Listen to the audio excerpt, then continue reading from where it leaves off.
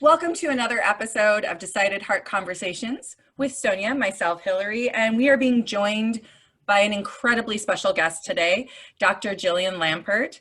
And Sonia and I, as you know, we have these conversations. We're friends in real life, not just on air. And we were having this conversation. We both have this passion for youth in particular, but we kind of love whoever we come across and have a conversation. You're stuck with us now too, Jillian. So when we were talking, one thing we've noticed during this pandemic, during this time of COVID, we've had a lot of young people in particular that are struggling with feeling out of control.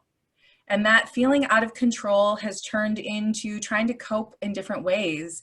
And I've had more of my friends, my mom friends, talking to me about eating disorders with their kids now than any other time that I've ever, and I don't know if it's because is it really COVID? Is it just because we need to talk right now because we're so isolated? I don't know. And Sonia, I know you said you've been experiencing some of the same things with clients. So doing some research, we came across the Emily program, which is something that we are just absolutely delighted to bring you information about today. And Dr. Lampert is the Chief Strategy Officer for that. I'm going to let you read her bio because she has all of the letters of the entire alphabet behind her name. She has so many amazing things that she does, but the two things that stick out in my mind most of all are, number one, she really works with a program that focuses on integrity, respect, dignity for their clientele. And you know what really touches my heart most of all is I really truly believe that the main reason she's in this is to model and show love for our bodies and to help her daughter have a true grounded sense of self moving forward. And we both have daughters as well. So I can't thank you so much for joining us today. And I cannot wait to hear the tips you bring us and more about the Emily program. I feel like you're going to be an incredibly valuable resource for us. Thanks. I'm excited to be here. It's a great conversation and a super important one. And can you tell us a little bit about, just begin with what the Emily program is, and the vision statement's amazing, so we'd just love to learn more about that. Sure. So the Emily program is it's a full service eating disorder program. So we specialize in eating disorders. We're not a broad mental health program that just has sort of an eating disorder section. We are eating disorders all day long, all the time for anybody who has an eating disorder. And we treat people of all ages, all genders, all everything, which is a bit unusual. There's a number of eating disorder programs across the country, not enough because we still are only serving about 30% of people who have an eating disorder actually get care, which is a huge problem. So there's not enough treatment, but it's also a little bit unusual to have treatment available all the way through the treatment journey. And we all know recovery from an eating disorder is sort of up and down. It's not necessarily linear. People can do well and then have a relapse and do well again. They might need multiple levels of care, multiple kinds of care. And we really believe at the Emily program that we want to be there for people their whole journey. Our founder, who is a psychologist, Dr. Dirk Miller, has a sister named Emily. You can see where the name came from. And Emily had an eating disorder. Dirk had an eating disorder. And he decided to become a psychologist to build a program for people with eating disorders, fueled at least in part by the understanding of having the illness touch him personally and himself and his family, and really, frankly, across an enormous swath of our employees. I had an eating disorder. A lot of our leadership team has. And so it's really, I think, unique in a way that we really want to be there through the whole journey. And particularly because many of us experienced eating disorders at a time when there wasn't treatment available. And since that is still the reality for so many people, we really want to be able to bring treatment to as many people as possible. So we're currently, we have 15 Emily programs across the country. We're in a bunch of different states, in Washington and Ohio and Minnesota and Pennsylvania. And our goal really is to partner with people and help them to get well in a way that works for them, because it turns out recovery is different for each person. And so we really want to be aware of that. As you're talking, one of the things that is really crossing my mind as well is I think many of us, when we think eating disorders, we are, somebody who's going to be really, really skinny it's going to be so obvious. We're going to know right away they're the person who's not eating. But there's just so much more to that. Would you mind kind of grounding us in maybe two things? First of all, and this is really a loaded question, what does an eating disorder look like? Because I know it looks like a lot of different things, but what does an eating disorder look like? But the second piece of it, really, how prevalent is it? Because I think people might be surprised. And can I just jump in? And I know we have to hold on to those two things, but just my personal interaction with a young person was that she was slow, like through talking about college admissions, suddenly she was slowly talking about stress that led to her relationship to food. And I didn't know where I was going with this, but I wanted her to reflect more. And the more that she was reflecting upon her issues with food and eating, in my mind, I was panicking. I was like, oh my gosh, I think this might be perhaps a journey towards an eating disorder, or maybe she's had one, and I didn't know what to do.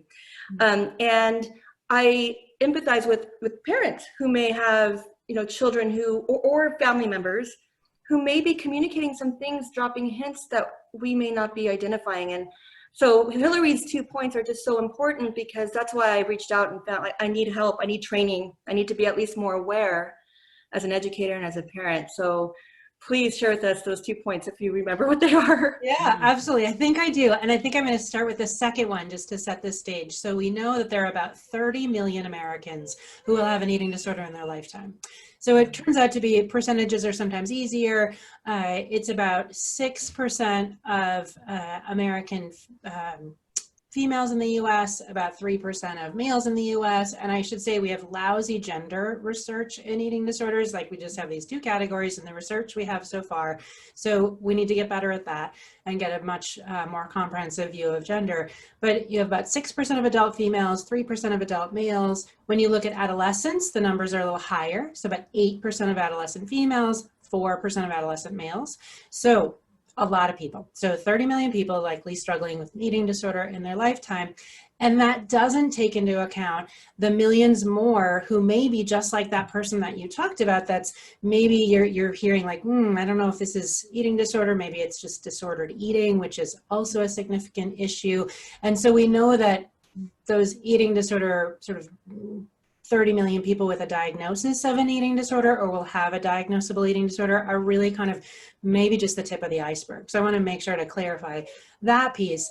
And then to your first question about what eating disorders look like, right, they look like so many things, and they usually don't look like something you'll see. And that's the fascinating part, that when you ask somebody on the street, what do you know about eating disorders?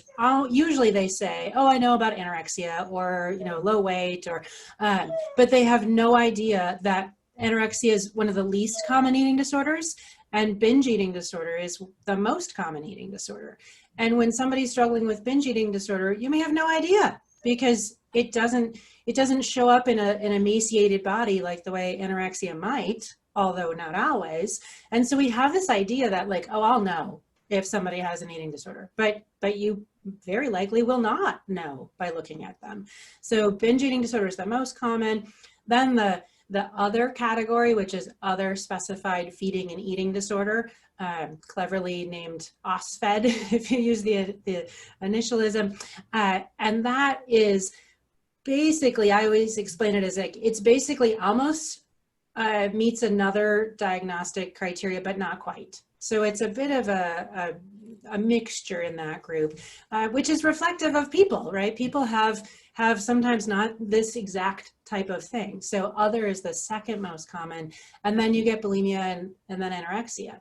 So the eating disorder we think we recognize the most easily, we think we see the most often, is actually the least common eating disorder, and the others are more common. So you might never know by looking at somebody. You would know more around some of the other points that you were alluding to earlier about what happens when people start to get obsessed with their food or their weight or their body or their relationship with self.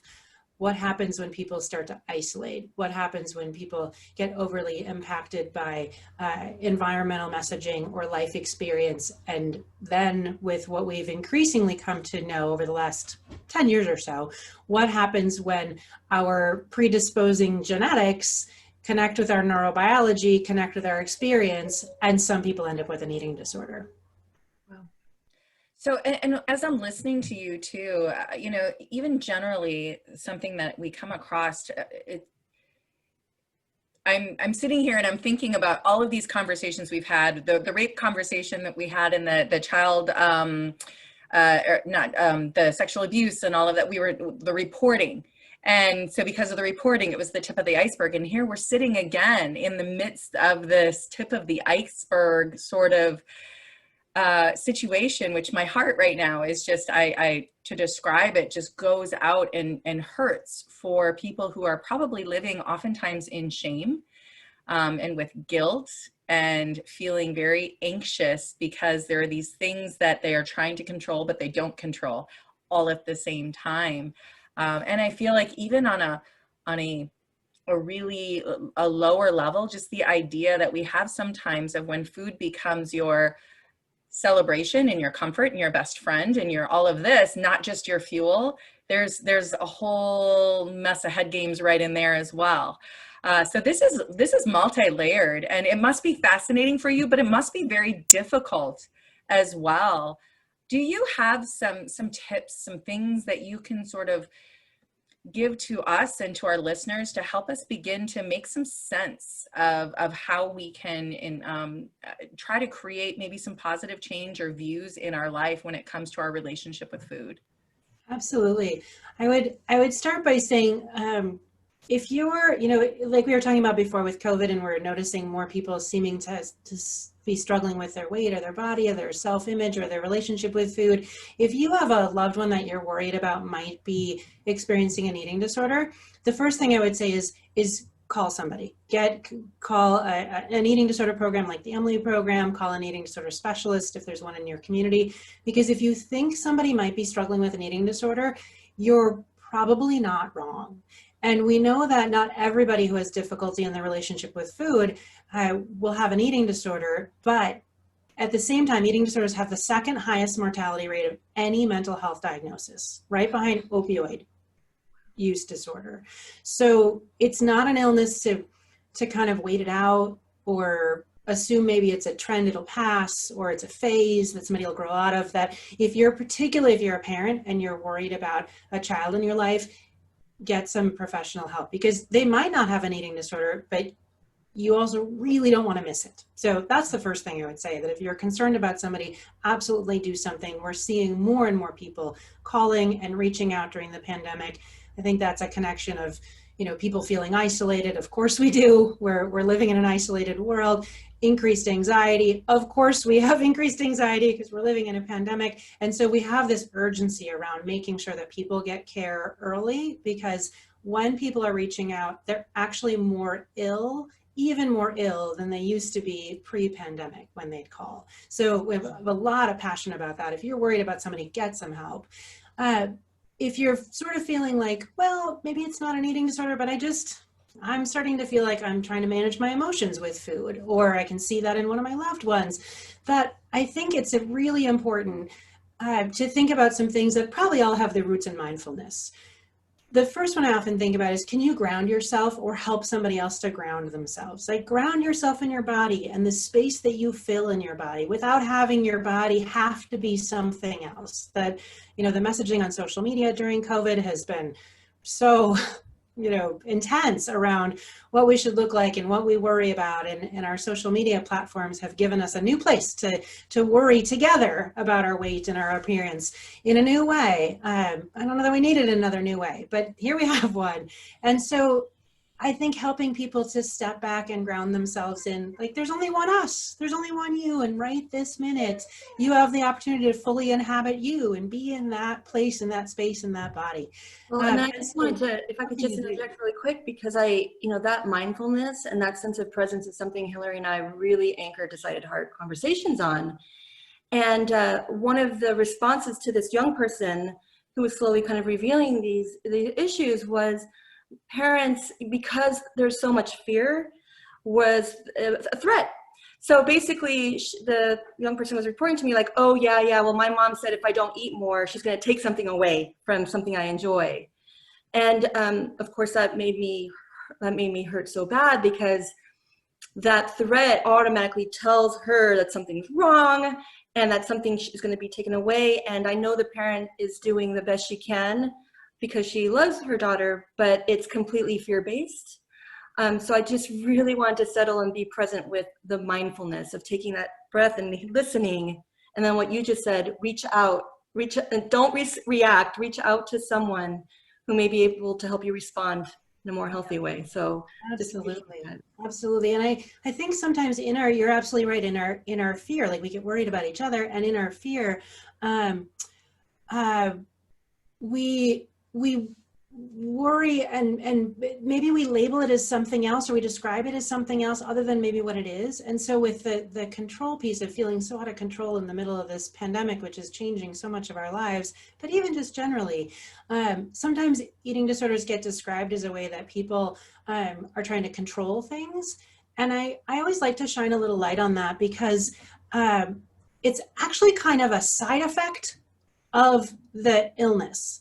That when people change the way they eat and experience that change because they're worried about their bodies or their health or whatever it is, that for some people, that change in our eating feels reassuring and soothing.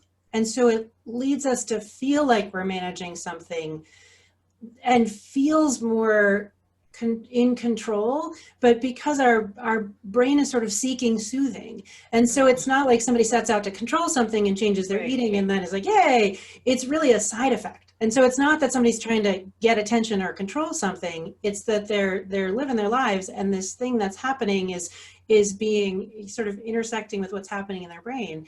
And so they're feeling a certain way. So I just think it's a bit of a nuance, but I think it's important. No, it is. I appreciate you making that nuance, because in my head that's, but as you said it, I'm like, oh, I could see how someone could, you're just trying to control things, and and instead of like, okay, I'm feeling panicked, and so what can I feel better about, and it is important, because to Sonia's point as well, something that I think we forget is that when we shift into fear, as hard as it is to not shift into fear, but when we shift into fear, we are communicating messages to the people around us that they are broken, or that we don't have the confidence they can get through it, or that we don't respect their journey and their process. And we can get help and still not make them feel broken, I think. I don't know. Tell me if I'm crazy. No, that makes total sense. And I think it's really, I mean, I think it's totally in line with something else I was thinking about, is that trust. Like we need to trust that we know ourselves best, and that if we really listen to our bodies, if we really, really take a deep breath and listen to our bodies, we have a ton of information right there at our fingertips, right there in our brains, right there in our bodies, everywhere, that will tell us what we need. And if we can listen to that versus listening to outside messaging, or really internalizing some, like, if I just looked this way, or if I just ate this way, or if I just did this exercise or whatever, then things would be okay and I would be okay. It's really embracing the concept that if we trust in ourselves, we can be okay just like we are, and do the things that help us take good care of ourselves, because we know it feels good. And that trust is sometimes hard to extend to ourselves, and sometimes hard to talk about with other people. And I think it's really important to figure out, how is it that you know if you're trusting yourself, and how do you ask for help in that process, so that we can all, be in these trusting relationships together. Amazing. I know, that's so beautiful. I love that, because what's going around in my head is, I feel like it took me personally until I was in my 40s, which I'm still in my 40s, so not that long ago, to view parts of my life with curiosity and be detached from judging them, so that once I did that, I could then trust myself. I think when I didn't trust myself, it was because the emotion came in and I didn't know what to listen to. And so learning how to just be able to separate enough to be like, this thing is going on. What do I think about this? What information is it giving me? I don't have to judge it. helped me be able to respond instead of react.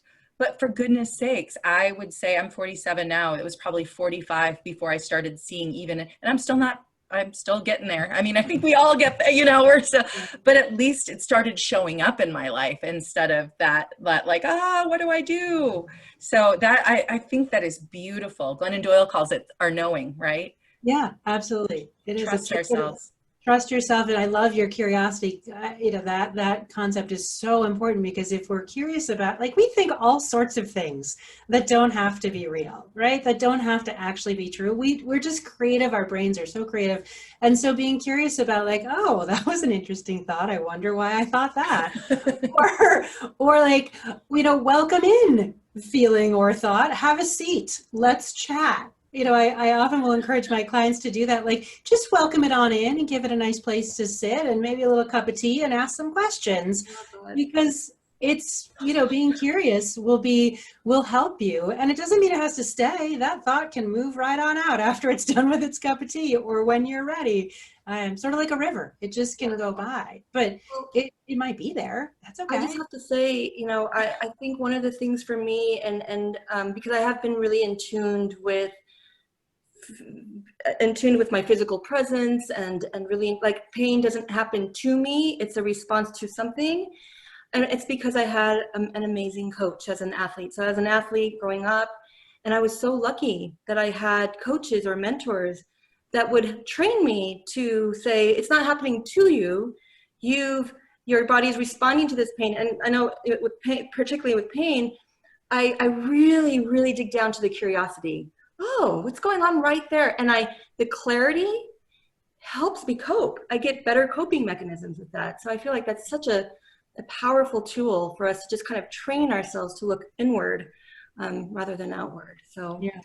Well, and along that line, sort of leading to the third point, I love, being curious, and I love this idea, this image of, like, come on in, have a seat, here's some tea. We really do need, in some cases, it's helpful to personify, our relationships that we have. It's hard to have a relationship with this inanimate, fuzzy, weird thing out there. And what about our relationship with food? I mean, how do you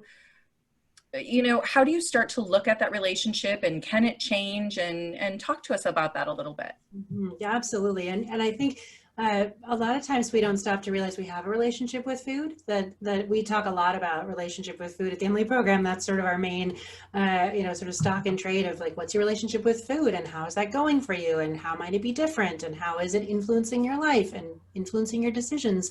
And so I always encourage people to be open to the possibility that you have a relationship with food. What else do we do 3, 4, 5, 6, 7 times a day that we actually have to spend time making decisions about, and spend time procuring, and have barriers to procuring and preparing? And there's so much that goes into the decision about what we'll be able to eat, or what we'll choose to eat, or not have much choice in.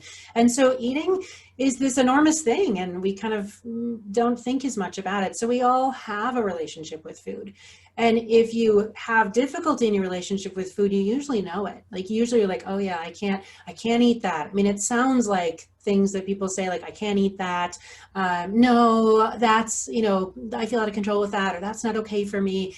And I think knowing yourself is the first step, right? Like, what are those difficulties, and how do they show up? Like, if you're over at a friend's house someday, when we can do that again, and somebody brings out a cake to celebrate something, what's your response? Is your response, oh, that's fun, or I don't really like cake, but whatever? Or is your response, oh my gosh, look at that cake. Look at which piece am I going to have? How does it look? How are people going to think about me if I eat this cake? I wonder, oh, what did I eat today? That's a different response than, oh, that's fun, right? Mm-hmm. So we have these relationships with food, and I think if we open ourselves up to explore them, that allows us to open ourselves up to the possibility they could be different. If when we explore them, we find out that there's some bumpiness in those relationships, and maybe we are connected to food in a way that we'd really like to instead be connected to people in that way. Or maybe we're connecting to food in lieu of something else, and how can we think through how that might be different, and at least be neutral, if not a positive relationship with food. That's just so powerful to hear. It All of is. that. It's just the wow moments. And I think it leads to just the, which is the fourth tip, is just kind of understanding myths. And maybe you've covered some of it, but how would you say in terms of understanding the myths out there? Yeah, I think there's so many myths, right? There, our health and our appearance and our weight and our shape and our size. You can find so many myths that support some of the beliefs we have. And I always encourage people to think about, like, what are you buying into and what's helpful to you, and really what are you being sold in a way. Like our sort of social constructs tell us a lot of messages about food and weight and shape and appearance and all of that. So what's valuable to you, and what do you want to let go of, and what's really important to you. I usually will tell people, like, we have this belief that if we set out to change our eating or change our weight, it'll depend on how well we do in that work. And our bodies, there's a range of bodies and sizes and shapes in our world, and that's okay. There's not one size or shape that's right. And so if we're eating well, moving well, sleeping well, and coping well, those are my four things: eating, sleeping, moving, and coping. In whatever order you want to start thinking about them, your body will be what your body is going to be. Because if you're doing those four things, instead of sort of fueling your behaviors and your thoughts with a bunch of myths, then you're going to do the things you need to do. And if you're doing the things you need to do for you, then your body's going to be where it needs to be for you. And it might not match up to some myth, but so what? Really, at the end of the day, so what? Like, if you're the only you, and you're, doing the things you need to do for you, that's awesome. That's what we want people to be doing, not relying on, like, oh, I fell short, because, your body's just not meant for that. That's okay. We're not meant to be the same person. We're supposed to have variety, and that's the beauty of things. I love that so much, because it's funny how, again, this relationship with food that we have, and I see people getting very, very angry and touchy about certain things. And because I still do, I personally believe that you love your body by nourishing your body with what it needs. And so one of the things that I didn't realize until later in life was there are foods I can eat that give me more energy. And that allows me to go out and accomplish more things and be more things and be who I am. And there's food that I have that keeps me in a fog.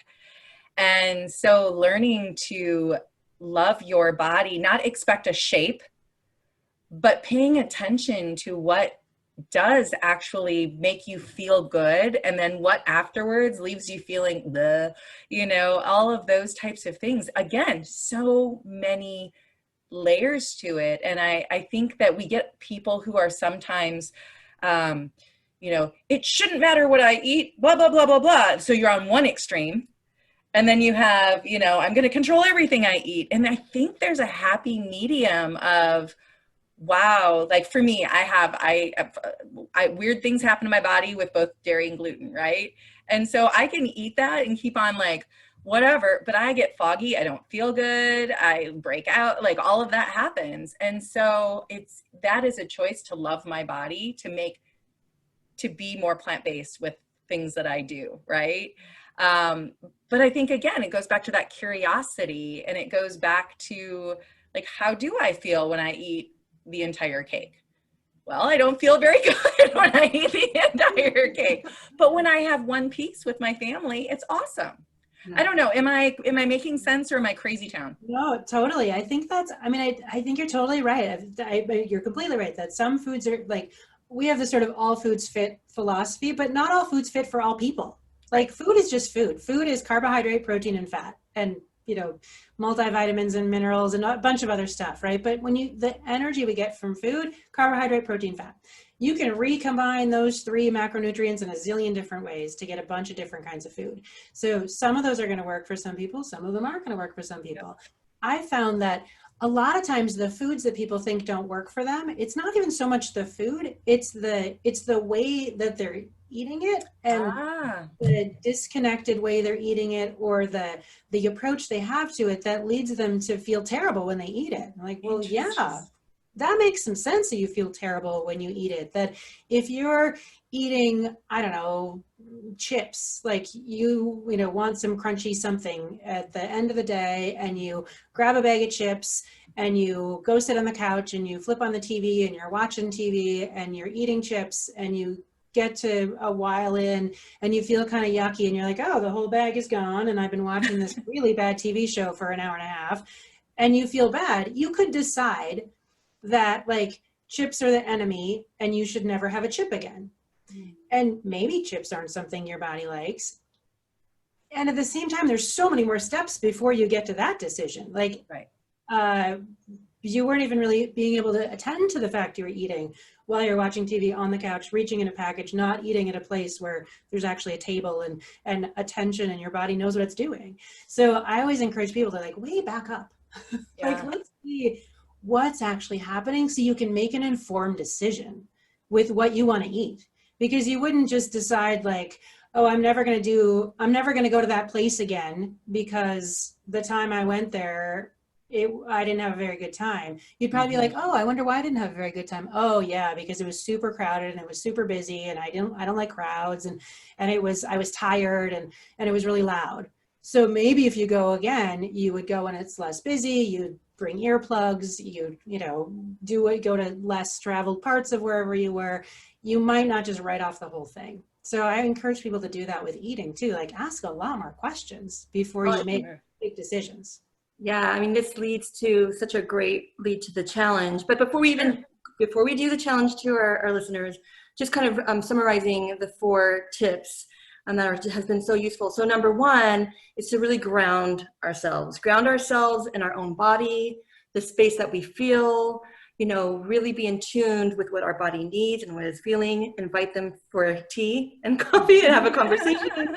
I'm gonna keep that forever. But number 2 is to really trust ourselves, to really listen. This is the tea conversation and what is right for us. Not what we have to be right towards or what other people are saying, but what is really right for us. Listen to our bodies. Number 3 is what is our relationship with food? Define it, because honestly, it's like I really haven't been intentful about what is my relationship with food. So for us to uncover that, to define it, to be still with it, whether it's negative or positive, but I think asking those questions are so important. And then finally, the myths that we might have. So whether it's assessing the myths out there or what we believe in, challenge if that is a myth, where is it coming from? So all of those 4 tips is what I got. Did I miss anything? No, that's great. Yeah. Awesome. So then it kind of leads to our challenge. What is the challenge for our listeners today? I would say the challenge is the next time you eat, whenever that is, pause before you do it and ask yourself some questions, or runs through some of these exact principles we talked about. Like, just pause. Are you going to sit down at a table with, you know, a bunch of things going on, or will be less distracted?